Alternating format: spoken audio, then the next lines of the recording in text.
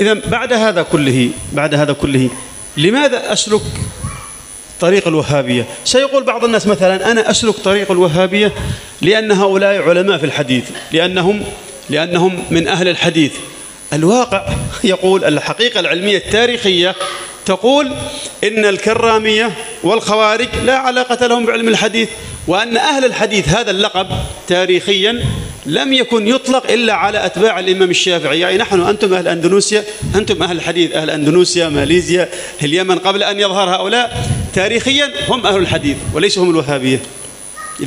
إذا أردت أن تطلب الحديث فعليك بأهل السنة، عليك بأهل التصوف، عليك بأهل التمذهب.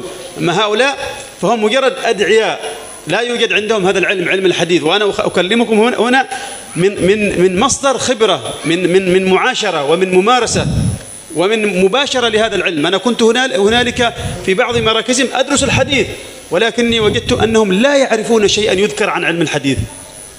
Dulu saya mengira mereka ini ulama ahli hadis sehingga saya mau ngikut mereka. Tapi rupanya setelah dipelajari mereka sama sekali bukan ahli hadis. Sama dulu Karramiyah, Khawarij juga bukan ahli hadis. Nggak ada hubungannya mereka. Nggak ada secuil pun ilmu mereka dalam ilmu hadis. Saya ini, kata beliau, sudah lama mempelajari Wahabi itu.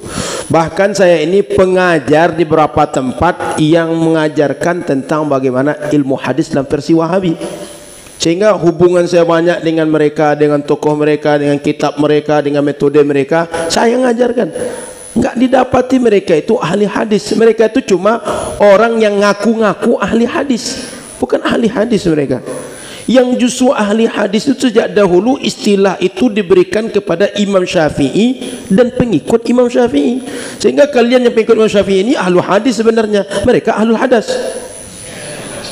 أنت عند الوهابية لا يمكن أن تتعلم حديث، ولا يمكن أن تتعلم فقه، ولا يمكن أن تتعلم لغة، ولا يمكن أن تتعلم أصول.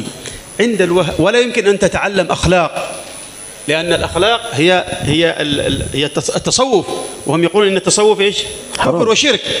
الشيء الوحيد الذي يمكن أن تتعلمه عند الوهابية هي كيف يمكن أن تكون تكفيريا، كيف يمكن أن تكون إرهابيا، كيف يمكن أن تفجر في الأسواق، كيف يمكن أن تكفر أباك وأمك وأخاك وأشياخك. هذا هو الشيء الوحيد الذي يمكن أن تتعلمه من الوهابية.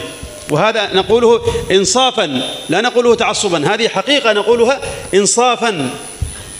Jadi kata beliau, kita kalau sudah ngikut Wahabi nggak akan mungkin belajar akidah, belajar fikih, belajar hadis, belajar nahu, belajar semua ilmu keislaman nggak akan dapat dari mereka. Satu-satunya yang akan dapat dari mereka adalah ilmu mengkafirkan orang. Mengkafirkan orang tua, mengkafirkan anak, mengkafirkan guru, mengkafirkan orang sekitar. Hanya itu yang akan dapat. Dan nanti akan muncul menjadi orang-orang yang punya pemikiran ekstrim, menjadi teroris yang akan menghancurkan dengan membom berbagai tempat karena pemikiran takfirnya. Sehingga tak akan mungkin dapat ilmu dari mereka, apalagi dapat ilmu akhlak. Akhlak itu tasawuf. Kata mereka tasawuf itu syirik, khurafat, bid'ah. Gimana mungkin mau dapat akhlak dari Wahabi? Jadi Wahabi itu tak berakhlak. تعرفون وأنا أمشي في شوارع إندونيسيا، أو حتى عندما حلقت الطائرة فوق سومطرة، رأيت سومطرة هذه قطعة خضراء لا يبدو شيء من اليابسة إلا موضع طريق السيارات. وعندما أتنقل هنا أتعجب من الخضرة ومن الماء ومن المطر. والله لو انتشرت الوهابية لتحولت هذه البلاد إلى صحراء. أنا أقول هذا لأن هذا حدث معنا نحن، معنا في اليمن. كنا في بعض الأماكن تشبه إندونيسيا خضراء. عندما انتشر فيها هذا الفكر وأصبح كل شيء بدعة، الصلاة على النبي بدعة، الموالد بدعة، مجالس الذكر بدعة، تحولت البلاد من خضرة إلى قحط، إلى يبس، أصبحت يابسة قاحلة. Saya ketika lewat di atas Indonesia, begitu mau landing di Pekanbaru, landing di Jakarta, tengok Indonesia ini subur, hijau, semuanya basah. Artinya basah ini bukan basah banjir, tapi hijau, menyenangkan. ini kalau seandainya dibiarkan Wahabi berkembang, nanti yang hijau, yang basah ini, yang subur ini, siap-siap saja akan menjadi padang yang tandus, akan menjadi negeri yang kering. Yang tadi subur akan menjadi negeri yang tidak lagi kering, tidak lagi subur seperti sekarang. Kami, negeri kami dulu sama kayak Indonesia, hijau, subur. Tapi begitu kami mengatakan bahawa salawat itu adalah bid'ah, majlis zikir bid'ah, berbagai amaliyah menghidupkan sunnah itu kami anggap bid'ah, Wahabi menyebar di tempat kami, mereka menguasai, sehingga segala amaliyah itu dituduh bid'ah, ditinggalkan masyarakat. Negeri kami berubah menjadi negeri yang tak lagi subur, hujan jarang turun, tidak lagi hijau. Jadi ini pengalaman, keberkahan diambil oleh Allah. Beliau bicara ini bukan karena fanatis kata beliau, tapi insaf, dengan penuh kesadaran dari pengalaman yang sudah dirasakan dan perasaan psikologis yang beliau rasakan sendiri. Orang yang lama berkecimpung di Wahabi lalu tersadar dari Wahabi itu. نحن مهما اختلفنا في هذا المجلس قد نختلف في هذا الكلام الذي قلته، الناس بطبيعتهم يختلفون، لكننا لن نختلف في أهمية ووجوب وضرورة المحافظة على هذا البلد، على أمنه، على استقراره، على اقتصاده، على مائه، على خضرته. والله يا جماعة أنا لا أحاضر، أنا هنا أنصح، أنا هنا نذير لكم. أنا بدأت كلمتي بقول الله تعالى: والعصر إن الإنسان لفي خسر إلا الذين آمنوا وعملوا الصالحات وتواصوا بالحق وتواصوا بالصبر.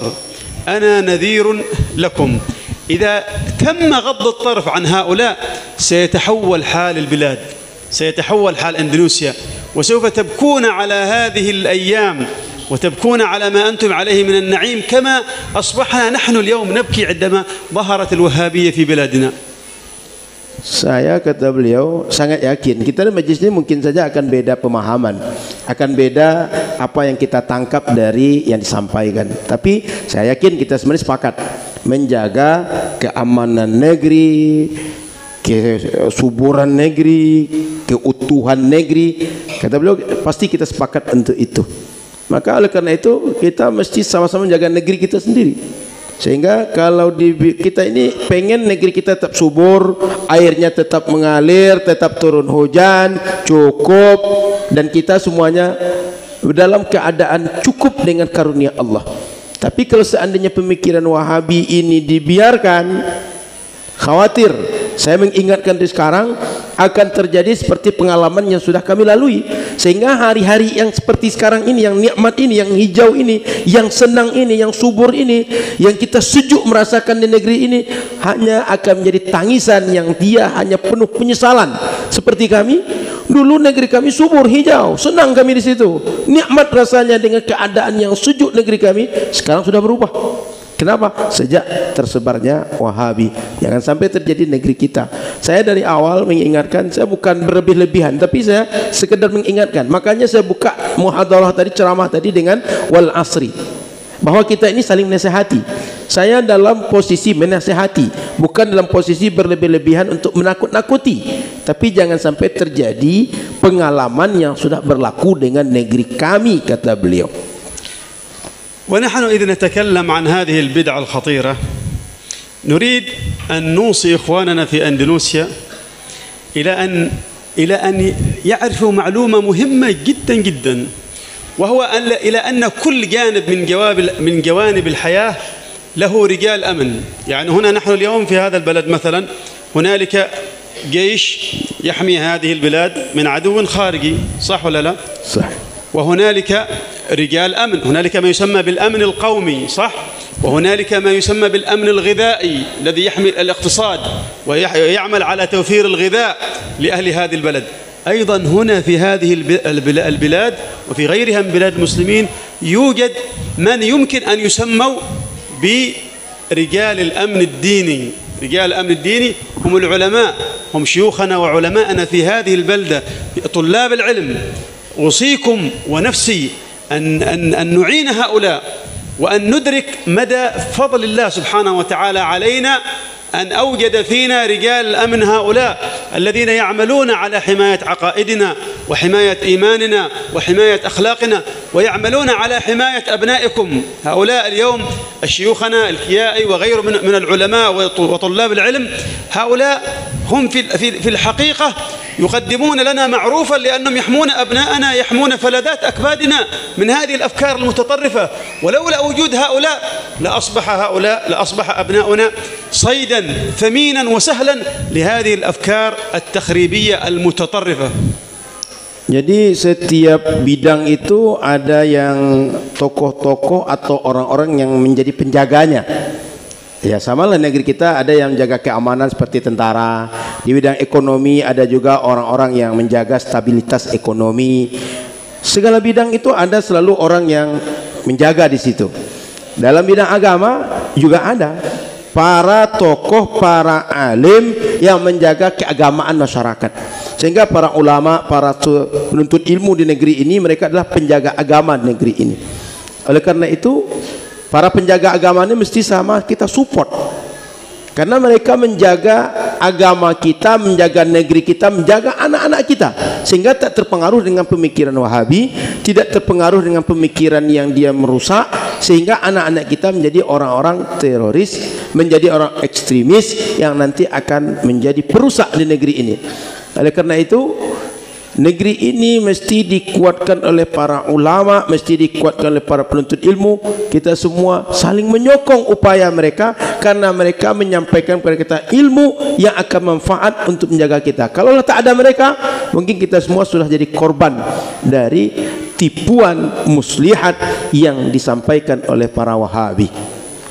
وفي نهاية هذا المجلس أريد أن أوصي أيضا إخواني وخواتي وأبنائي إلى أن نتذكر دائما أن المسلمين لم يشكلوا قوة في العالم إلا عندما كانت دولتهم مبنية على 3 أسس. الأساس الأول التمذهب، والأساس الثاني عقيدة أهل السنة والجماعة الأشاعرة، والأساس الثالث التصوف. عندما كان المسلمون كانت دولتهم ومجتمعهم ومثقفوهم وعلماؤهم كلهم متفقون وبنوا علومهم وبنوا دولتهم على هذه الأسس ال3، كان المسلمون أقوى من تحت السماء، أقوى أهل الأرض، دولتهم أقوى دولة وهيبتهم أعظم هيبة، ولم تنهر دولتهم ولم تنقص هيبتهم ولم يطأهم أعداؤهم بأقدامهم إلا عندما تخلوا عن هذه الأصول والأسس ال3. Umat Islam sejak dahulu mereka akan kuat selama mereka dalam berfikih bermadhab, kemudian dalam suluk mereka bertasawuf, dan mereka berakidah Ahlus Sunnah wal Jamaah. Selama masih berpegang dengan 3 pokok ini, dengan 3 tiang ini, maka pasukan umat Islam, tentara umat Islam, dan umat Islam selamanya akan kuat. Mereka akan dimuliakan, mereka akan disegani, mereka akan ditakuti. Tapi kalau sudah lepas dari 3 ini, kita tak ada kekuatan, kita akan lemah, kita tidak akan lagi dianggap sebagai yang menakutkan. Maka umat Islam mesti menjaga, mesti bermazhab, mesti bertasawuf, mesti mereka mengikut akidah sunnah, ahli sunnah wal jamaah. فنسأل الله سبحانه وتعالى أن يجنبنا وإياكم وهذا البلد وجميع المسلمين شر الأشرار وطوارق الليل والنهار إلا طارقا يطرق بخير يا رحمن. صلى الله على نبينا محمد وعلى آله وصحبه وسلم. ونكتفي بهذا القدر. إذا كان أحدهم مثلا لديه استفسار أو لديه زيادة أو لديه تعقب فنحن يعني صدورنا مفتوحة للجميع. Saya kira kita boleh cukup materi malam hari ini, muhadarah, ceramah malam hari ini. Kita berdoa pada Allah agar dijaga semuanya oleh Allah, dijaga negeri ini, dijaga umatnya, dijaga agama kita semua. Mudah-mudahan Allah Subhanahu wa taala menolong kita semua. Dan setelah ini kalau ada yang mau bertanya atau mau menambahkan atau mengomentari, boleh juga. Hati kita terbuka untuk menerima semua, apakah tambahan atau ada komentar dari kita semua. Silakan kalau ada yang mau bertanya. Silakan.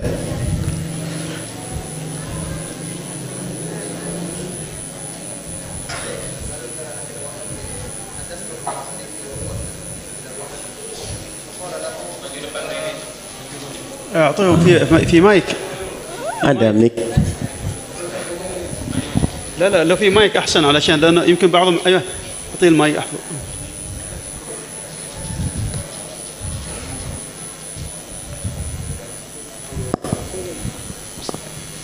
السلام عليكم شيخ. السلام ورحمة الله. حدثت مع صديقي يا شيخ وهو من الوهابي في هذا المكان أنه قال الوهابي الوهابي في إندونيسيا ليس وهابي الشريش. الوهابي الشريش الذي هم من الأفريقية في بلاد الأفريقية يوجد الإرهابي فيها شيخ ولكننا فقال له نحن وهابي إندونيسيا وهابي من المملكة السعودية وهابي حسنا وجيدا وهذا صحيح وهل موجود مختلف بين وهابي السعودية ووهابي في الأفريقية يا شيخ؟ شكرا. بس ترجم السؤال. Jadi kata beliau cerita cakap dengan orang Wahabi sini. Kata orang Wahabi sini, Wahabi yang dari sini bukan Wahabi yang dari Afrika itu. Wahabi yang ke situ Wahabi Saudi. Wahabi Afrika itu yang jahat. Wahabi Saudi itu baik-baik. سأقول لك شيء. لو أننا الآن عندنا شخص صهيوني يهودي صهيوني، أعتقد لا يوجد هنالك من هو أكثر شرا من اليهود. لو سألت اليهودي قلت له كيف اليهود؟ سيقول لك اليهود حلوين حبوبين طيبين، صح ولا لا؟ صحيح. أكيد الوهابي سيقول إيش؟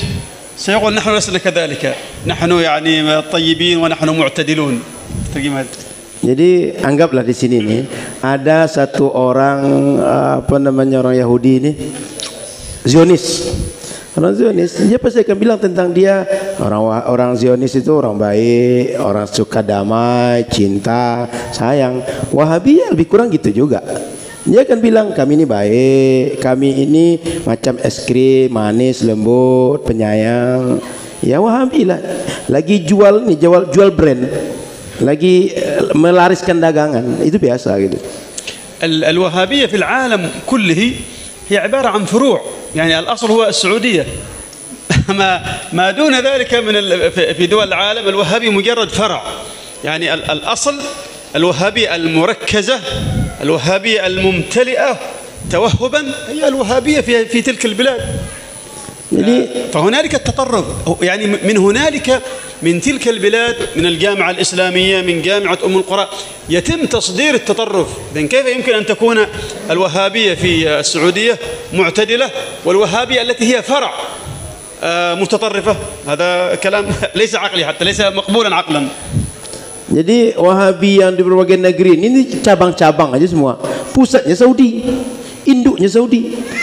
Sehingga semua Wahabi dimanapun itu asalnya dari Saudi, diekspornya dari Saudi. Sehingga kalau dari Saudi Jamiah Islamiyah Madinah, dari Jamiah Ummul Qura Makkah, mereka adalah orang-orang ekstremis. Kok bisa sampai di cabangnya mereka orang-orang yang mu'tadil, orang-orang yang dia punya pemikiran yang pertengahan moderat. Ya nggak masuk akal lah. Dari pangkalnya keruh, masa di ujungnya jernih? Nggak mungkin. تعلم السعودية نفسها، السعودية كدولة وكشعب، طبعا هم ليسوا وهابية كدولة وكشعب، السعودية كدولة وكشعب تعاني من الوهابية الآن.